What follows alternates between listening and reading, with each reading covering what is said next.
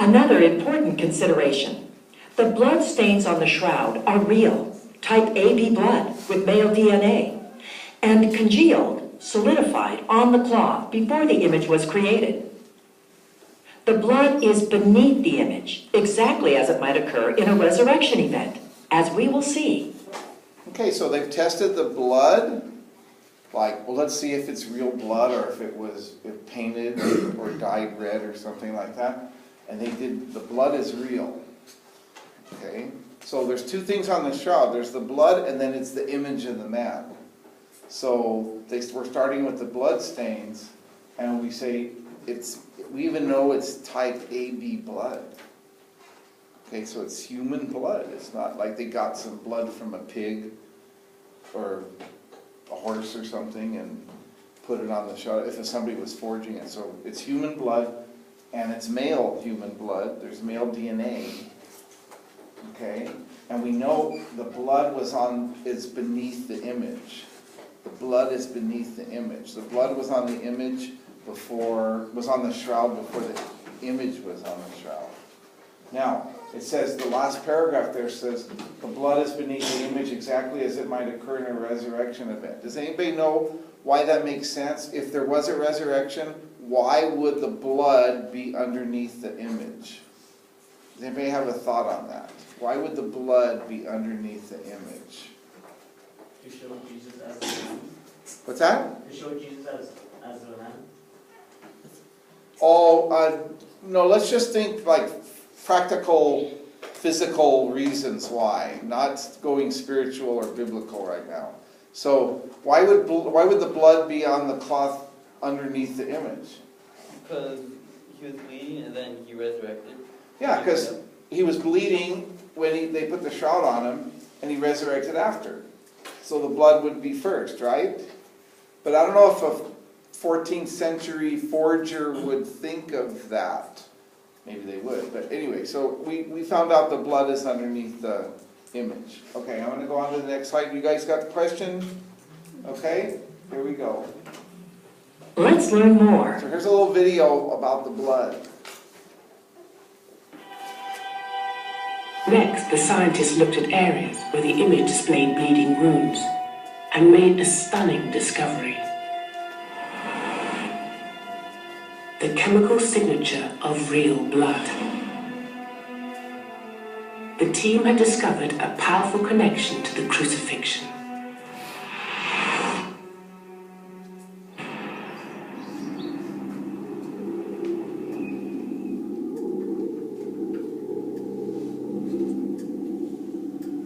According to biblical accounts, Jesus was nailed to the cross.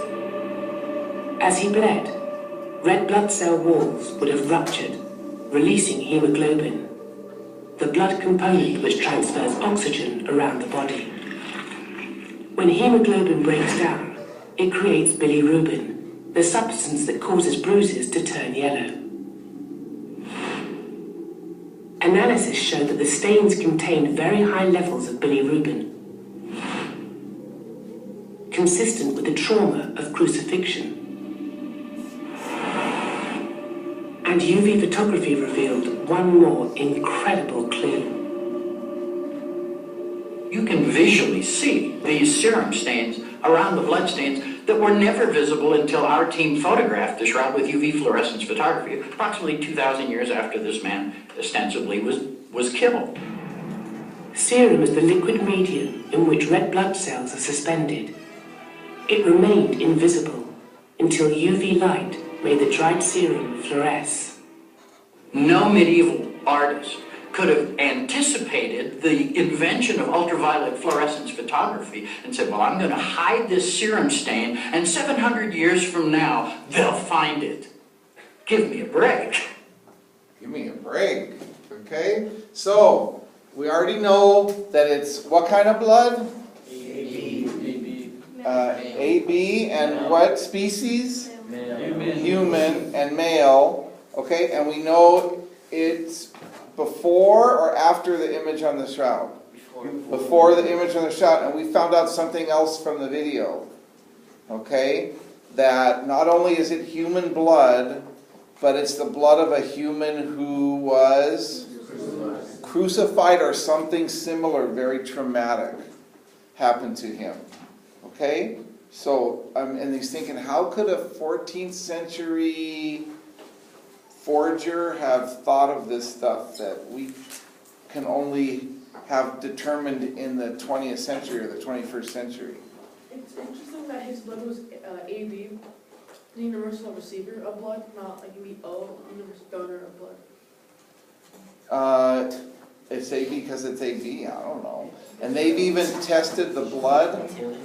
They've even tested the blood, like there are Eucharistic miracles. Sometimes we have hosts that turn into flesh and they're bloody, and they test the blood, and it's always the same blood, AB positive, male blood that's under trauma. So it's like it's always the same blood. So it's not like every one of these things is, so it's either Jesus' blood or it's not. It's very interesting, yeah. Isn't there a video where a priest has found the body of Christ turned into human flesh? Yeah, we're going to see that one. I have it. Okay? And it was actually in Argentina, and Pope Francis was the bishop there when it happened. Okay? So I have the video. We're going to see parts of it later on in the course. What's that? And then they found it, the same results worldwide. Yeah, and then, that's right. And it's the same blood that's on the shroud. Now, how could that be, right? You know what I mean? It makes you really think. Okay, let's go on. So, we really answered questions 14 and 15 already, right? We're good, so we're going to go on to number 16. Another cloth, the face cloth of Oviedo, in Spain, is said to have touched the face and head of Jesus after his death. It contains many of the same pollens, and its bloodstains match the shroud in 120 places. So both cloths must have touched the same face. The face cloth has a traceable history from 616 AD. Both cloths are at least that old, and may date to the time of Christ. Okay, so answer questions 16 A and B. Make sure you have an answer. I'm going to call on a couple of you in a few seconds. Okay? The answer's on the screen and you just heard it. Okay, so they're asking, what two things can we know about the shroud because of this other cloth? Okay, so let me give you a little background on the cloth as you're answering it. In the Gospel of John, it says that when they took Jesus down from the cross, they covered his face with a cloth, which was a Jewish custom, just out of respect for him because he's dead, for his privacy, for his dignity. So they covered his face. They didn't put this, it's not the shroud. They didn't put the shroud on Jesus until they put him in the tomb. That's where they wrapped him. So they covered his face with the cloth, and then they found out a couple things later on. Well, this cloth, it's in Spain right now, in a city called Oviedo. That's why they call it the face cloth of Oviedo. Okay, so let's see if we can, so because of this cloth, we know two more things about the shroud. Okay? So what's the first thing that we can know about the shroud because of the face cloth of Oviedo? Matthew Reyes. It touched the face and head of Jesus. Okay, the face cloth did. But what can we know about the shroud? The shroud? Yeah, that's the question. What do we know about the shroud because of the face cloth? Oh. They're real because the type is AB, so it's male DNA. Okay, this doesn't say anything about AB blood. We don't know that from the face cloth of Oviedo. Although it also is AB blood, but this it's not on the slide. So let's just go by the information that we have. We can know two things about the shroud from the face cloth of Oviedo. Two things. Any two things. There's two things on there. I don't care which one you give me. Okay, let me try Sean.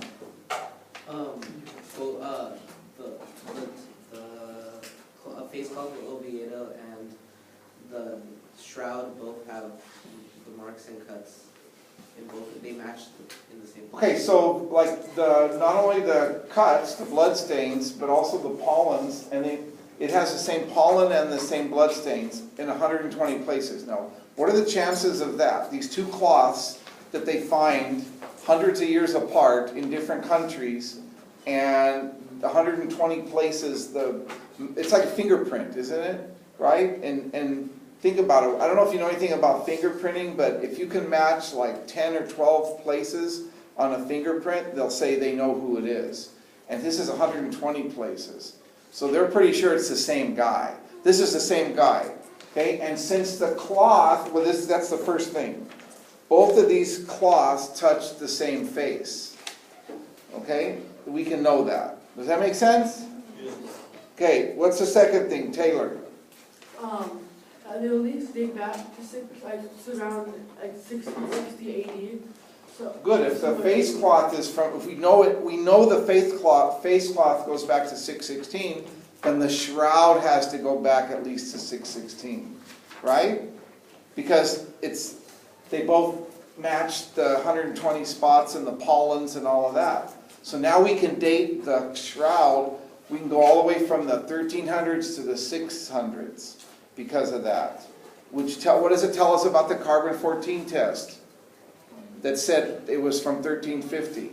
What does this tell us about the carbon-14 test? That one was incorrect. That what? That one was incorrect, the one that did. That it was incorrect. So this is another way to say the carbon-14 test was incorrect. We have two ways now. One was that we found the threads, and the other way is that we have other evidence that the shroud is older than what the carbon-14 test said. Okay, very good. I'm going to go on, okay, to the next slide. Another indication of the age of the shroud are imprints. Oops, I'm sorry. Let me do that again. Another indication of the age of the shroud are imprints of coins on the eyes of the man.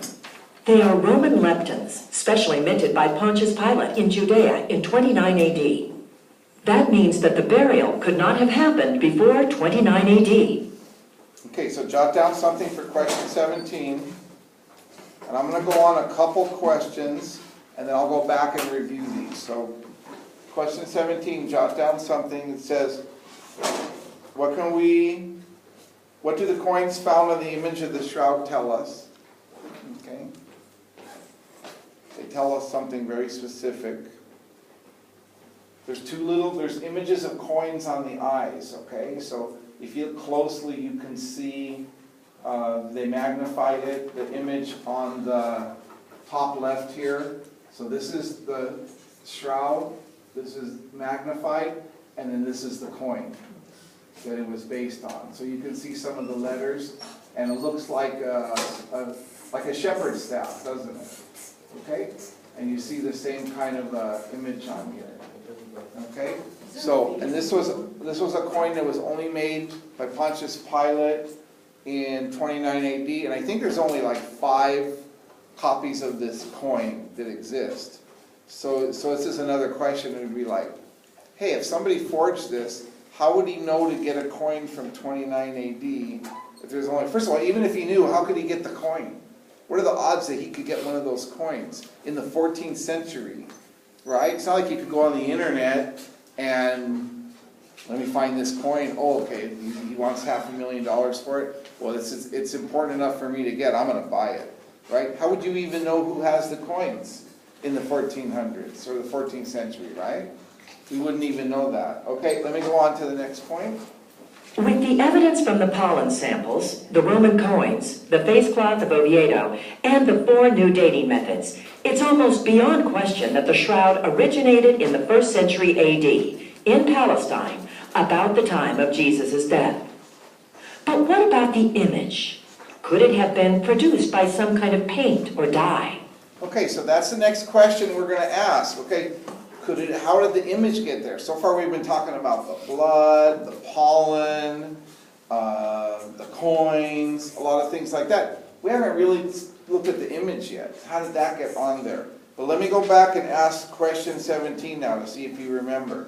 What do the coins found on the image on the shroud tell us? Okay, it's going to go to Louis Sandoval. Question 17. The burial cannot have happened before 29 AD? It could not have happened before 29 AD, right?